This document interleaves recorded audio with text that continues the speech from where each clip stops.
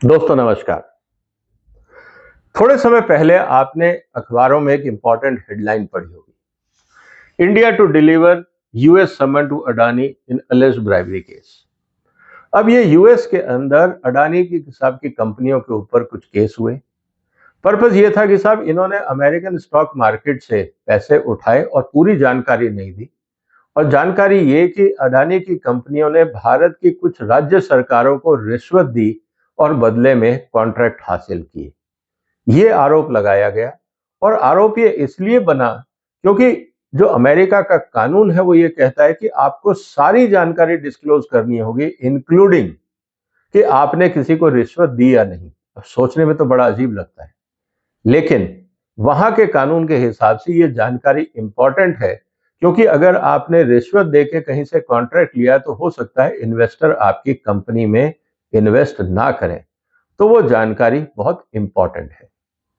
अब ये जब मुकदमा अमेरिका की अदालत में गया तो वहां पे उन्होंने इस बात को सही माना और साथ ही साथ उन्होंने कहा कि अडानी साहब को पेशी के लिए बुलाया जाए। अब अमेरिका की अदालत भारत के एक नागरिक को और इंडस्ट्रियलिस्ट को कैसे समन भेजेगी? डायरेक्ट हमारा ज्यूरिडिक्शन तो है नहीं। भारत सरकार अमेरिका के अंडर आती नहीं, भारत के न्यायालय अमेरिका के अंडर आते नहीं, तो फिर ये समन कैसे जारी होगा, कैसे पूछा जाएगा? मान लीजिए कि अगर अमेरिकन सरकार वहां से चिट्ठी भेज देती या ईमेल कर देती कि आप आइए, अब उसकी क्या सेंटिटी है कि ये कागज सही है या गलत है? तो एक विवाद बन जाता। इसीलिए अंतरराष्ट्रीय लेवल पर जब कहीं पे मुकदमा चल रहा हो और जो आरोपी है या अपराधी है वो किसी और देश में हो, तो उस तक कागज सम्मन कैसे पहुंचेंगे, इसके लिए भी अंतरराष्ट्रीय स्तर पर एक कन्वेंशन है। आज हम ब्रीफली उसकी चर्चा करेंगे कि किस आधार पे अडानी साहब तक ये सम्मन पहुंचाए गए, उसका क्या तरीका था। दोस्तों, एक कन्वेंशन है कि हेग सर्विस कन्वेंशन, मतलब अंतरराष्ट्रीय स्तर पर जो कानूनी कार्रवाई है। और ऐसा होता है कि अगर कहीं पे किसी के खिलाफ कोई केस चल रहा है, लोग वहां से माइग्रेट करके किसी दूसरे देश में सेटल हो गए, तो आपका मतलब यह है कि उस आदमी पे अब कार्रवाई नहीं होगी? क्या उस आदमी के साथ न्याय नहीं किया जाएगा जिसके साथ अन्याय हुआ है? कहने का मतलब यह है कि अंतरराष्ट्रीय स्तर पर अब इस चीज की जरूरत थी। इसीलिए अब यह कहा गया कि अदालती कार्रवाई तो वही होगी जहां पे अपराध हुआ है, लेकिन जो अपराधी या सस्पेक्ट है या जो गवाह है, उसको हम कैसे बुलाएं उस पूरी इन्वेस्टिगेशन में कोऑपरेट करने के लिए? तो उसके लिए एक simplify international legal documentation service की जरूरत थी। और उसका प्रयास ये था कि हम जो देश हैं वो एक दूसरे को कोऑपरेट करेंगे, नहीं तो अपराधी इस तरह से छुपते रहेंगे, लोगों को न्याय नहीं मिलेगा। अब ये कन्वेंशन क्या है? 1965 में ये स्टैब्लिश हुआ। जब ये 1965 में कन्वेंशन स्टैब्लिश हुआ, तब पर्पस यही था कि भाई हम अलग अलग माध्यम से, उस समय तो इंटरनेट नहीं था, वीडियो कॉन्फ्रेंसिंग भी नहीं थी, तो जो तरीके थे, चाहे हम हवाई जहाज से भेजें, पोस्टल डिपार्टमेंट से भेजें, बाई हैंड भेजें, किसके माध्यम से भेजें, डिप्लोमेटिक चैनल के माध्यम से भेजें, ये सब बातें उस समय थी। आज तो आप कह सकते हैं कि हमने आपको ईमेल भेज दिया, आपके मध्यस्थता की जरूरत नहीं है, या आप ऑनलाइन आ जाइए, वीडियो कॉल पे आ जाइए, वीडियो कॉन्फ्रेंसिंग पे आ जाइए, हम डायरेक्ट बात कर लेंगे, आपको आज की तारीख में परमिशन लेने की या बॉर्डर परमिशन लेने की जरूरत नहीं पड़ती है। लेकिन उस समय थी। लेकिन वो कन्वेंशन आज भी जारी है। उसका पर्पस क्या है? It standardise the process of serving legal documents internationally. अब अंतरराष्ट्रीय स्तर पर अगर आपको कोई कागज भेजने हैं तो वो भेजे जाएंगे, लेकिन किन केसों से संबंधित ये भी जानना जरूरी है। Applies only to civil and commercial matters, not criminal cases. अगर कोई मर्डर करके भागा है तब आप उसमें ये एक कन्वेंशन नहीं दे सकते, तब आपके लिए अलग प्रक्रिया है। फिर आपको उसके आईपीसी की धारा, वहां की पुलिस को आपको कहना होगा, बायलैटरल पे करके डिप्लोमेटिक चैनल से उसको अरेस्ट करवा के वापस बुलवाना होगा। ऐसे भगोड़े अपराधियों के लिए इंटरनेशनल कन्वेंशन नहीं है, ये सिर्फ सर्विसिंग के लिए। तो एप्लीकेबिलिटी क्या है? Covers only civil and commercial matters only, ensures proper legal notification across border. अब प्रॉपर डॉक्यूमेंट मिला या नहीं, आपने भेजे 4 पेज, डाकिया लेके पहुंचा कि साहब आपके लिए समन आया, सामने वाले का मैं नहीं लेता, तब आप क्या करोगे? विदेशी कोर्ट ने तो भेज दिया, आपने लेने से ही मना कर दिया, तो उस सम्मन का क्या होगा? अब वो डाकिया वापस तो उसको भेज नहीं सकता, क्योंकि उसको नहीं पता उसकी पोस्टल इश्यूज क्या हैं, कैसे हैं, कहाँ जाएगा, कौन सा कागज सही है, गलत है, कितने कागज थे। मान लीजिए कि उसमें 10 कागज थे, पता लगा कि जी इसमें तो एक ही कागज निकला है। बहुत तरह के विवाद हो सकते हैं। तो उन सब को हटाने के लिए it does not apply to criminal cases, जैसा हमने कहा। अब की फीचर्स क्या है? एक central authority designated by each country. अगर आपको एक दूसरे देश के साथ कोऑर्डिनेट करना है तो एक ना एक एजेंसी तो चाहिए। जैसे पीएमएलए के केसेस हैं, उसमें हमारे यहाँ ईडी है। जिस तरह से डब्ल्यूटीओ मैटर्स है, मिनिस्ट्री ऑफ कॉमर्स है। इसी तरह डब्ल्यूटीओ के अंदर इंक्वायरी पॉइंट है, तो अलग अलग मिनिस्ट्रीज को इंक्वायरी पॉइंट बनाया गया है कि किसी को भी उस सेक्टर के संबंधित इशू है तो आप उस इंक्वायरी पॉइंट से बात करिए। कहने का मतलब यह है कि कोऑर्डिनेशन सिंप्लीफाई हो, इसलिए एक सेंट्रल अथॉरिटी बनाना जरूरी था इस एग्रीमेंट के हिसाब से। Standardized service request process. अब ये पूरा प्रोसेस कैसे चलेगा, इसकी पूरी रूपरेखा है, मैं उसकी डिटेल में नहीं जाऊंगा, लेकिन वो प्रोसेस है। अगर उस डिटेल में जाएंगे तो फिर ये बोरिंग और लंबा हो जाएगा। तरीके क्या होंगे सर्विस के? Methods of service, central authority को भेजना है, पोस्टल सर्विस के थ्रू है और डिप्लोमेटिक चैनल्स के थ्रू है। अब सेंट्रल अथॉरिटी भारत सरकार का कोई डिपार्टमेंट भी हो सकता है। For example law and order ministry हो सकती है, होम मिनिस्ट्री हो सकती है, या कोई और रिलेवेंट डिपार्टमेंट भी हो सकता है। तो प्रोसेस ऑफ सर्विस क्या होगा? आप रिक्वेस्ट भेजेंगे सेंट्रल अथॉरिटी को। मान लीजिए कि यहाँ लॉ एंड ऑर्डर, जो हमारी लॉ एंड जस्टिस मिनिस्ट्री है, वो हमारे यहाँ पे सेंट्रल अथॉरिटी है। Authority processes and serves document, उसके पास कागज आएंगे, वो देखेंगे किसने भेजा और किसको डिलीवर करना है। वहां पे वो कागज असेंबल किए जाएंगे, देखे जाएंगे, और जब वो पहुंचा दिए जाएंगे उस व्यक्ति के पास, तो proof of service certificate issued. तब ये वापस सेंट्रल अथॉरिटी जिस भी अधिकारी को या डिपार्टमेंट के थ्रू भेजेगी, वो कहेगी कि आप जब समन सर्व करते हैं, हमारे हिसाब से डॉक्यूमेंट कंप्लीट है, आप जाके सर्व करिए और वापस जवाब दीजिए। कभी कभी विदेशी भाषा में होता है तो ट्रांसलेशन की जरूरत होती है, तो जो ट्रांसलेशन की रिक्वायरमेंट है उसको भी देखना होगा। और language depends on the receiving countries legal requirement.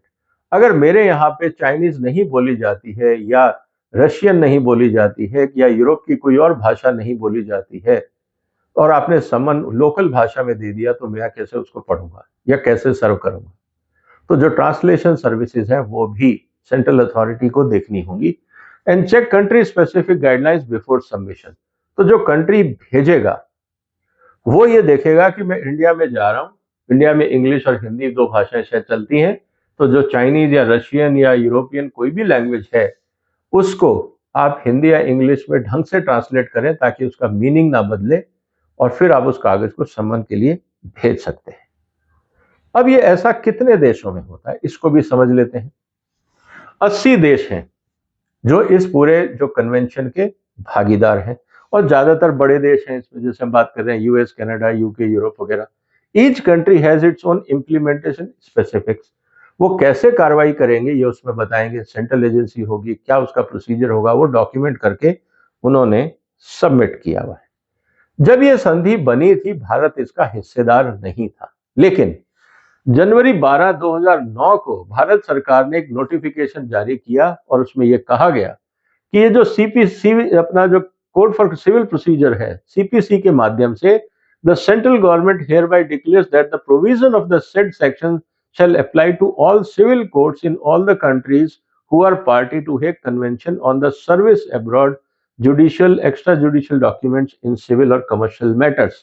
तो जो सीपीसी में जो सेक्शन क्लॉज 6 ऑफ सेक्शन 29 है, इसके तहत कहा गया कि जो हमारे यहाँ सिविल प्रोसीजर कोड है, हम वही फॉलो करेंगे। जैसे हमारे यहाँ समन जारी किए जाते हैं, हम वैसे ही आपके समन भी पहुंचा दिया करेंगे। कौन कौन से देश हैं? तो जितने ग्रीन शेडेड कंट्रीज हैं वो इस सुविधा का फायदा उठा सकते हैं।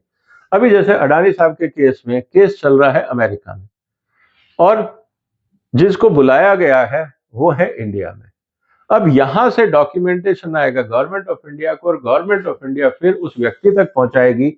पहुंचाने के बाद कि हाँ ये डॉक्यूमेंट पहुंचा दिए गए हैं, वो इंफॉर्मेशन वापस फिर अमेरिकन कोर्ट को दी जाएगी कि समन ड्यूली डिलीवर हो गए हैं।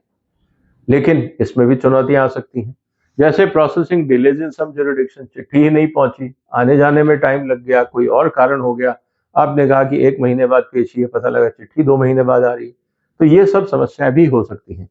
Translation requirement can be complex. अब ट्रांसलेशन किसने किया, आपने जिन शब्दों का इस्तेमाल किया उन शब्दों का इस्तेमाल अगर हम भारत में करते हैं तो उसका मतलब कुछ और है, हमारे यहाँ उन शब्दों का लीगल मतलब कुछ और है। दूसरे जुरिडिक्शन में जिन्होंने सिंपल ट्रांसलेशन किया उन्होंने कोई और शब्द और वोकेबलरी का इस्तेमाल किया, तो कभी कभी ये कॉम्प्लिकेशंस भी हो सकते हैं। और some countries do not allow certain service methods like postal service.